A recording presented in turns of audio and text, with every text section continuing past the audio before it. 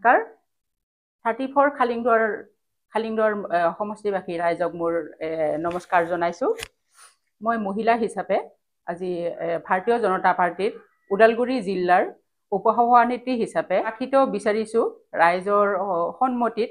ৰাইজে এগৰাকী মহিলা বিচাৰিছে যিহেতু তো সমাজত এই মহিলা বহুখিনি দিশতে আজি আগবাঢ়িছে আৰু ৰাইজসকলে বিচাৰিছে যে এই BTC এইবাৰ পৰিষদীয় সমষ্টিটোত খালিংদুৱাৰত যে মহিলা অগ্ৰাধিকাৰ হ'ব লাগে।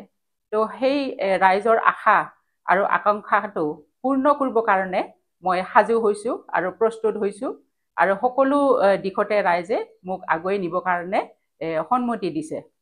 মই দলীয় হিচাপে মই সকলো বুথ কমিটি, শক্তি কেন্দ্ৰ আৰু আমাৰ সাধাৰণ জাতি জনগোষ্ঠী সকলো লগতে মই সম্পৰ্কটো জড়িত ৰাখিছোঁ আৰু সকলোৱে মোক আগুৱাই যাবৰ কাৰণে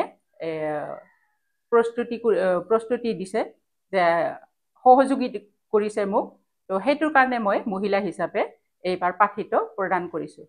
হয়, মই 2015ৰ আগৰ পৰাই মই ভাৰতীয় জনতা পাৰ্টিত জড়িত আৰু 2015ৰ পিছৰে পৰা মই ভেৰগাঁও মণ্ডলৰ তেতিয়া আমাৰ খালিংদুৱাৰ মণ্ডল নাছিলে, তো ভেৰগাঁও মণ্ডলত মই মহিলা মৰ্চাৰ GS আছিলোঁ। তেতিয়া বুথ কমিটি 112টা আছিলে আৰু সেই 112টা বুথ কমিটি আমাৰ সকলোখিনি মহিলা মৰ্চাৰ মই GS হৈ ফালে সকলোখিনি নিজৰ কাৰ্যভাৰ বা মোৰ দায়িত্ব, সেই দায়িত্বখিনি মই পালন কৰিছিলোঁ।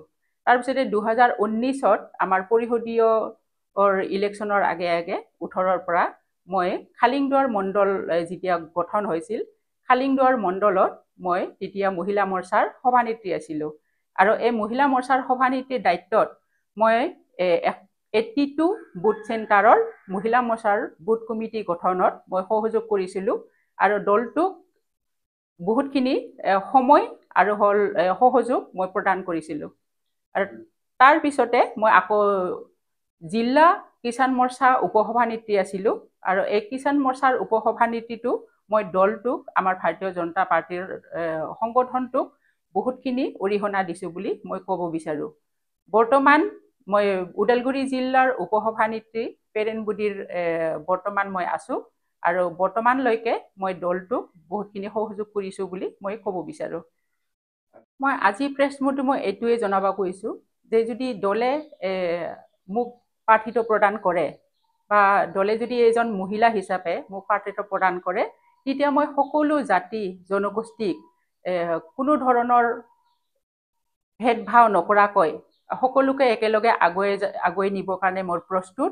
আৰু এজন নাৰী হিচাপে, এজন মহিলা হিচাপে, এজন মাতৃ হিচাপে এই মাতৃত্বৰ অনুভৱ কৰি সকলোখিনি নিজৰ সন্তানৰ দৰে মই সকলোকে একে সমান চকুৰে চাম বুলি মই নিজকে প্ৰস্তুত কৰিছোঁ। মই BTC সমষ্টিত মই নিৰ্বাচন খেলাৰ প্ৰয়াস কৰিছোঁ আৰু লগতে আশাবাদী যে আমাৰ ভাৰতীয় জনতা পাৰ্টীয়ে এই মহিলাৰ 33% যিটো নেকি দিম বুলি প্ৰতিশ্ৰুতি দিছে, তো মহিলাকো কোনোপধ্যেও পিছ পৰি নেথাকে আৰু সিহঁতৰ মহিলাৰ ওপৰত বহুতখিনি আশা আৰু ভৰসা আছে আৰু বিশ্বাস আছে।